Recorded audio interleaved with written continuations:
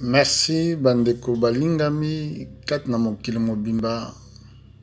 Ezali ngai votre bien-aimé frère, serviteur de Jésus-Christ na kombo ya Mvula Philippe. Na ye lelo lisusu kokabona na bino liloba la Nzambe oyo ezali kopesa biso bomoi. Ndengi Bible dit que l'homme ne vivra pas du pain seulement, mais na maloba nyonso oyo Nzambe azali koloba. Lelo tolingi toloba lisolo moko oto malakisi na biso za basé pona baptême ya Saint-Esprit pe ya moto. Eza important si moto soka azwi libatisi na ye nde esengeli baptême ya Saint-Esprit elanda na ya fe. Baptême ya Saint-Esprit elingi koloba ke Nzambe accepte yo kati na royaume na ye. Elingi koloba otangami na nombre ya bato oyo bakoselebre gloire ya Nzambe na mokolo wana. Bongo baptême ya moto, moto ezali souffrance, moto ezali ba difficulté oyo okuta nango na vie ya chrétienté. Kokanisa te kaka soki ondimi Yesu nyonso ekotambola malamu, mais baptême ya fe elingi koloba ke vi na yo koma expose na ba épreuve. Yango wana nakanisi na Matthieu bokotrouve esika moko nkolo azoloba boye mutu oyo nyonso to azoyoka liloba na ngai azobomba yango azali moto mayele oyo azotonga ndako na ye likolo ya mabanga oto likolo ya libanga po ete mbula mopepe mbula mabanga ekofrape ndako wana ekokwea te. Donc, na vie ya bandimi, automatiquement, quand tu crois, quand tu es baptisé na Saint-Esprit, au comme si tu exposé na monde de ténèbres. Soko kenda mokanda na Zacharie, na chapitre 9, chapitre 13, verset 9, ou bien na 8 na 9, okomona ke eza na 3 parties ya ba croyants.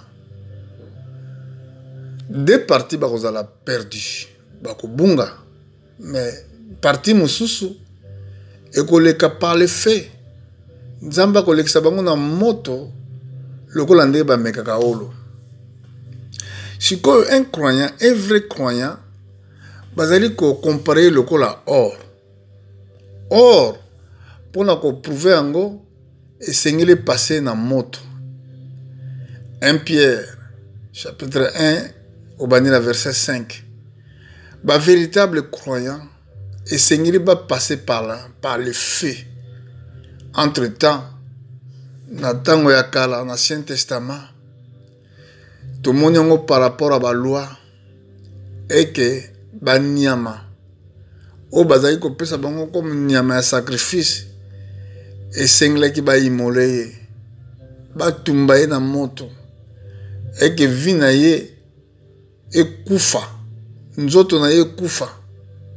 Bongo solo malamu wana eza komata na trône ya Nzambe nde Nzambe aza kogreye solo wana. Bongo apôtre Paul na Romains chapitre 12 ayebisi biso boye te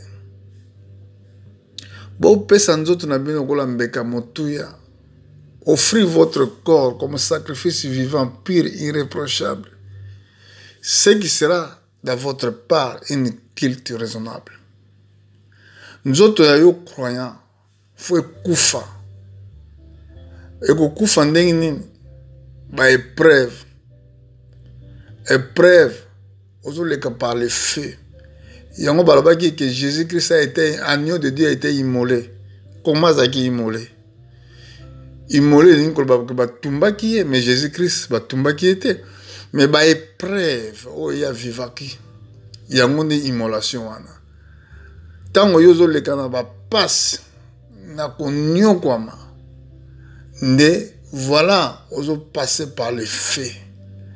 Et on c'est lui qui vous baptisera du Saint-Esprit et du feu. Matthieu chapitre 3 verset 11. Fait est important dans la vie des croyants. Souvent est désagréable. Tant que tu as comme surtout. Mais ezali secret à royaume. Na kanisi na Acte chapitre 20, dans le verset 21 au kiti apôtre Paul a dit que alendi saki bandimi baika piko katina kondima poete et senglaki ba kotana bo kontinent Nzambe avec beaucoup de tribulations. Et senglaki ba kotana bo kontinent Nzambe. Apôtre Jacques n'a pas naé. Alobi était un sujet de joie complète. Ce qui bozo a diverses épreuves. Parce que épreuve, il y a votre foi. Ils ont produit quelque chose. Il produit les épreuves. Tant qu'on a Jacques chapitre 1, au Bandouko Kita. Ezali, Jacques Alobi, apôtre Jacques, Nalingala Babi Yakobo, Abi Ezali, Likambuya Esengo, Tango, Tuzokuya, Nakumeka Mayaro Lengenyoso. Alors, Eza na Moussa Nzambe Mokote que Oazala qui vraiment choisi de Dieu, Oazala qui n'a vie facile sur la terre. Mingi toye ote, nazumona pasi, banana ndima, na bela kaba problème oui. Ba épreuve na divers, babi divers épreuves ndenge bele.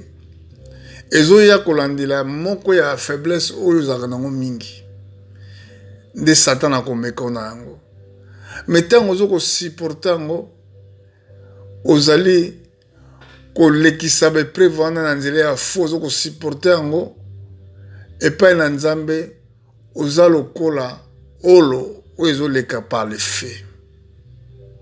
Voilà pourquoi okomona bapôtre batamblaki na Yesu Christ jusqu'à oya bengamaki ya suka zaki apôtre ba nation apôtre Paul bango tu bakufaki na martyr babomaki bango bakufaki liwa normal te po vie oya kozala mosali na Nzambe vie oya kosala na Nzambe eza donc oza sacrifice okomi sacrifice soko lingi kozala sacrifice te kosalela no Nzambe te koluka pe ye te po soki ozosalela Nzambe faut accepter que okomi sacrifice parce que na mokana na Matthieu chapitre 5 au verset 10 et bien esengo na ba obazo souffert ba persécution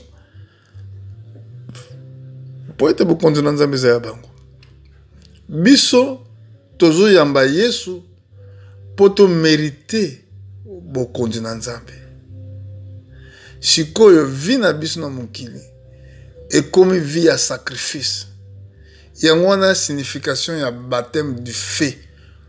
Saint-Esprit, ça veut dire c'est Dieu qui te conduit et le fait derrière vie à épreuve oye kolanda yo mokolo mokolo nakanisi soko verifie yango na soki na bosani te otanga 1 Thessaloniciens chapitre 1 obandi na verset 1 okititi na C obi otangi na chapitre 2 ou na 2 Thessaloniciens chapitre 1 obandi kotanga yango susu na 1 bapôtre oyo banyokwamaki bafingaki bango babeteki bango me bulumbu me barenonsaki mosala na bango te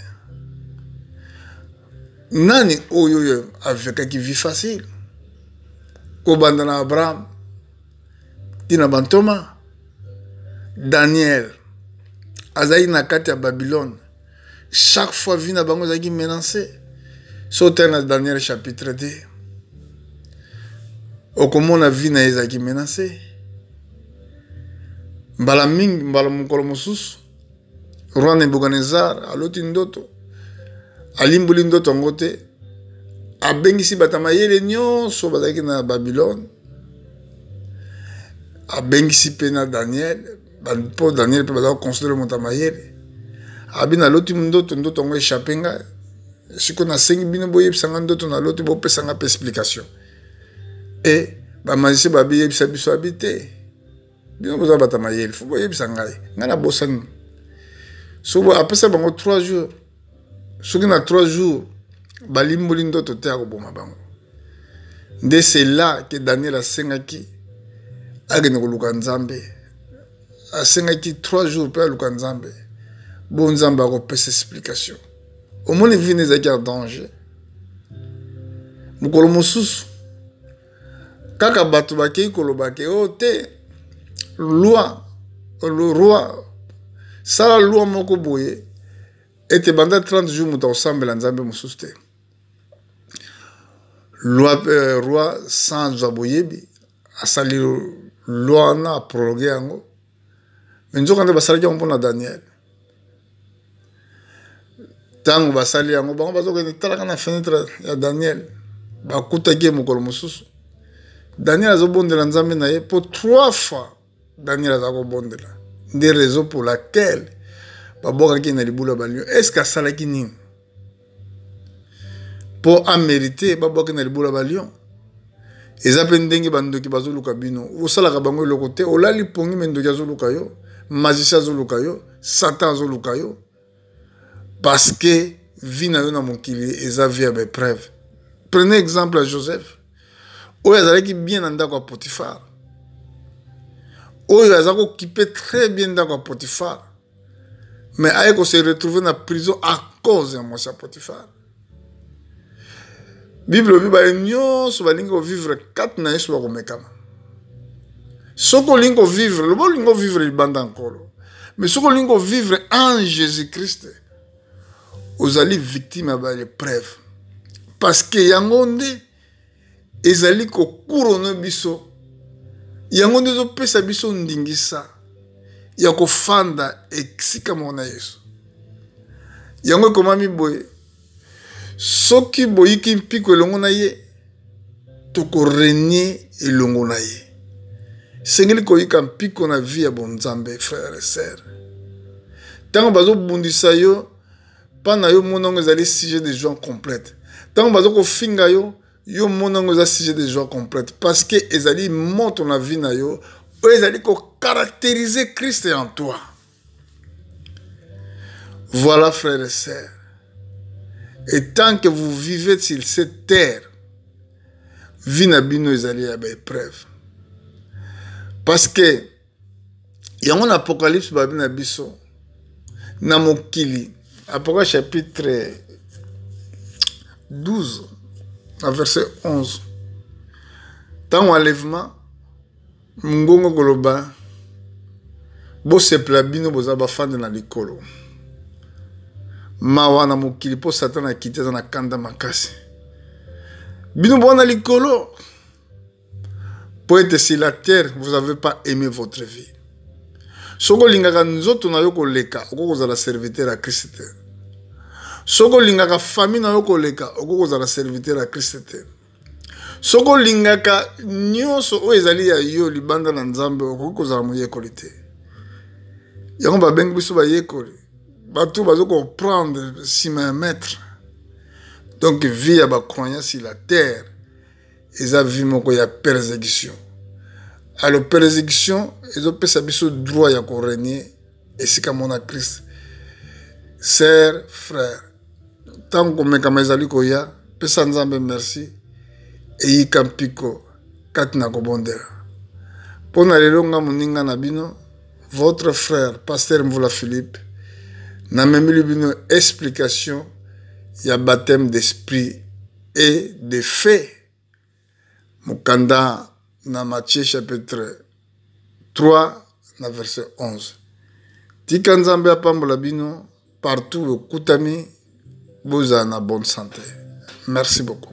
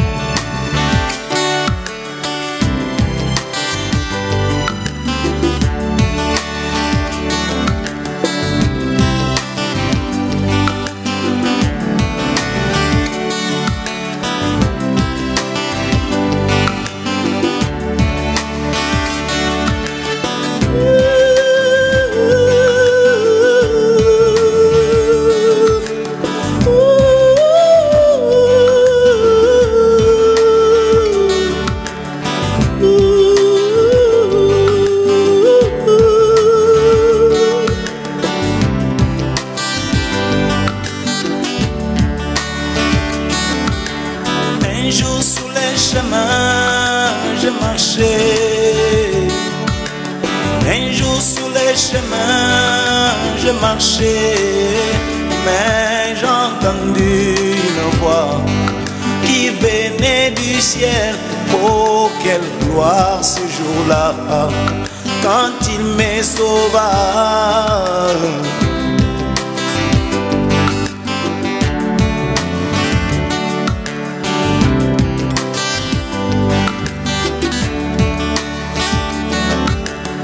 Un jour me vautrant dans les péchés, oh. Un jour me vautrant dans les péchés, mais j'ai entendu sa voix qui me dit: oh pécheur, répands-toi, sinon tu mourras. Oh, quel craint dans mon cœur quand je l'ai écouté, oh.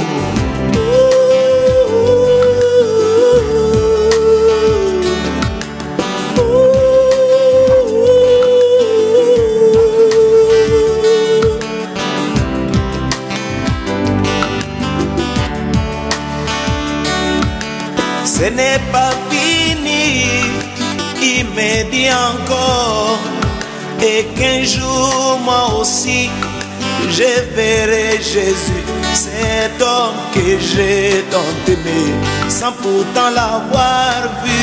Mais bientôt quelle joie ce jour-là, quand je les verrai, oh, oh, oh.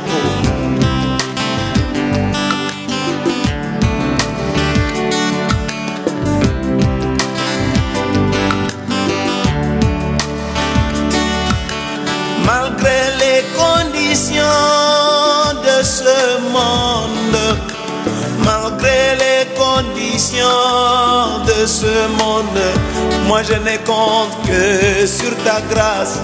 Moi je verrai Jésus, car celle-ci m'amènera devant Jésus, cet homme que j'ai tant aimé, sans pourtant l'avoir vu. Mais bientôt quelle joie ce sera, l'un de ces 4 matins dans les airs.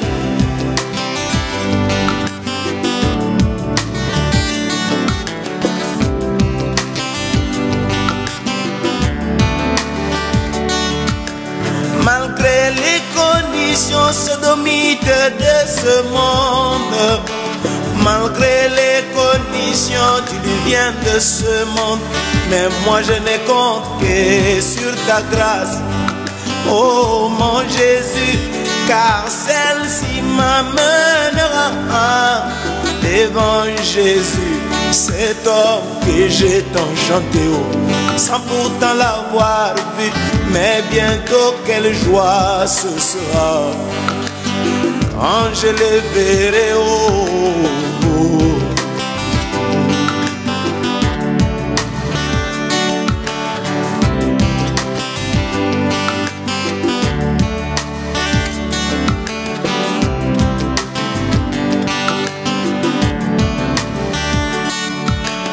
Oh Seigneur Jésus, voici ma prière. Oh Seigneur Jésus, voici enfin ma prière. Laisse-moi toujours demeurer dans ta parole, car celle-ci m'amènera devant Jésus, cet homme que j'ai tant prié, sans pourtant l'avoir vu. Mais bientôt quelle joie ce sera, quand je les verrai, oh, oh, oh.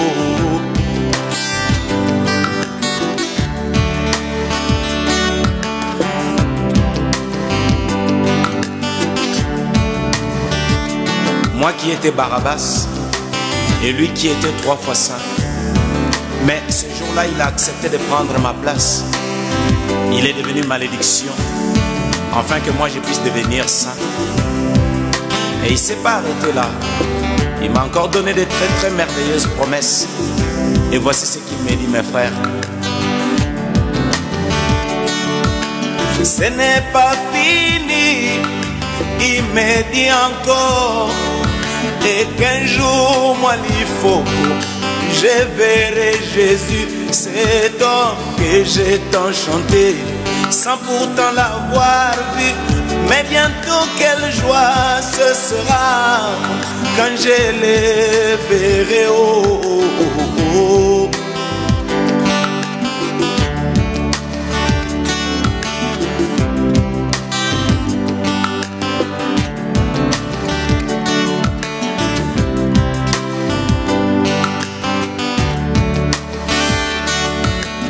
Onkolo Yesu yoka kolela nanga, onkolo Yesu yoka libondeli nanga ye, onkolo Yesu yoka losambo nanga ye, tika ngai ete na umela o na liloba ya ntango mpo yango nde komemanga liboso na Yesu mobali oyo ngai nalinga mingi o nano namona te o esengo na mokolo yo ngai nakomona nkolo Yesu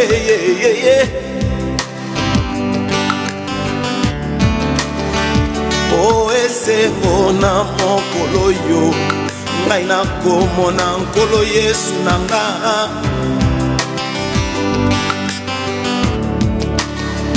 O esengo na mokolo yo ngai nakomona nkolo Yesu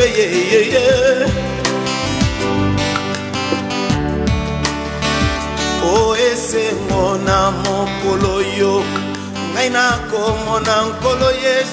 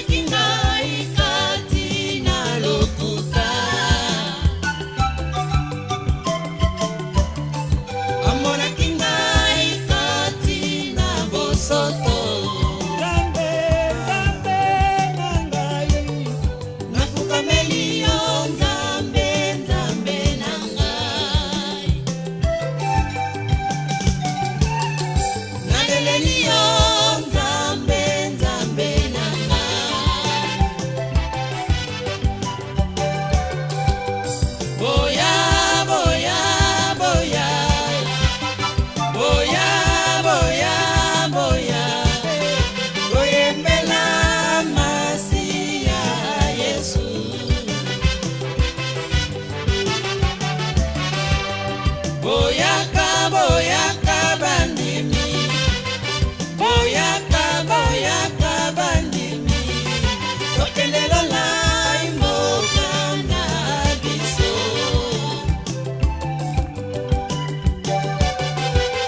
Papa na kingai. Papa na kingai. Amona kingai kati na masumu. Amona kingai kati na lokuta. Amona kingai kati na bosoto. Nzambe, nzambe na ngai. Nafukameli yo nzambe, nzambe na ngai. Naleleli yo nzambe, nzambe na ngai.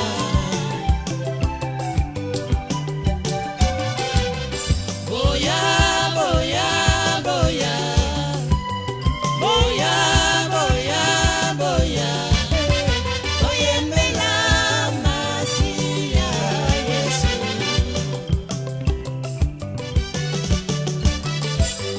Boyaka, boyaka bandimi.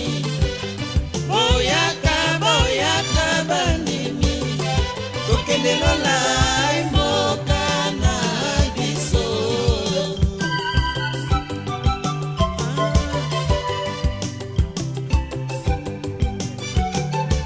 Alléluia.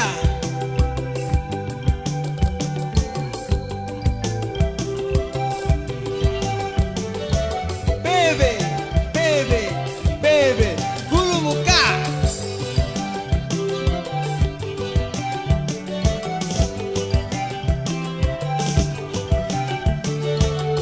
Jipe saya, betela Masiya na yo basi.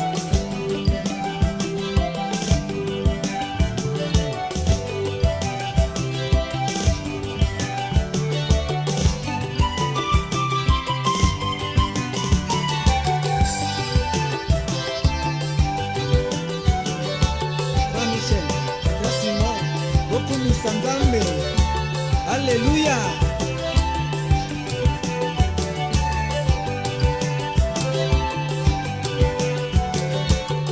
Ndeko Lazare, sunga mosala na Nzambe, Nzambe akopambola yo.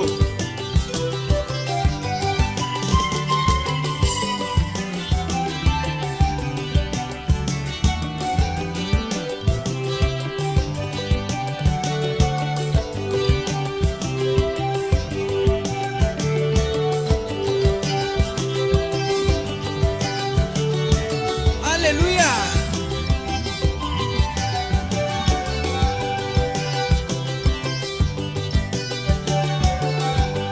Boya, boya, boya. Boya, boya, boya. Toyembela Masiya Yesu.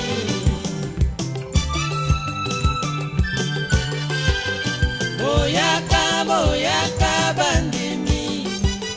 Boyaka, boyaka bandimi. Tokende lola imoka na biso.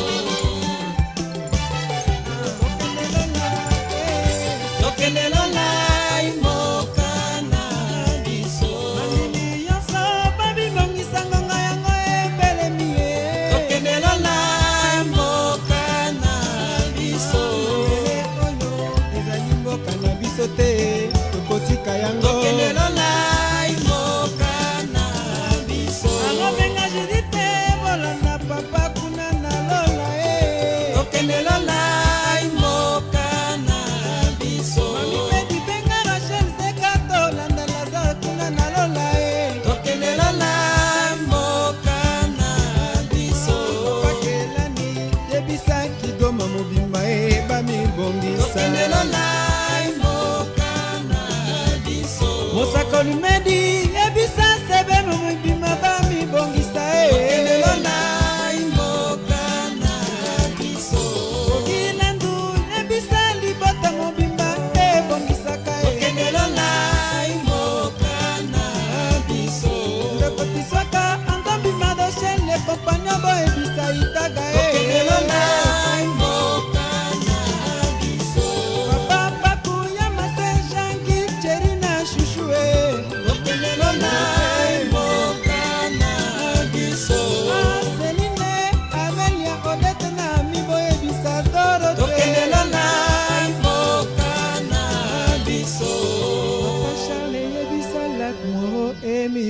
Sakae.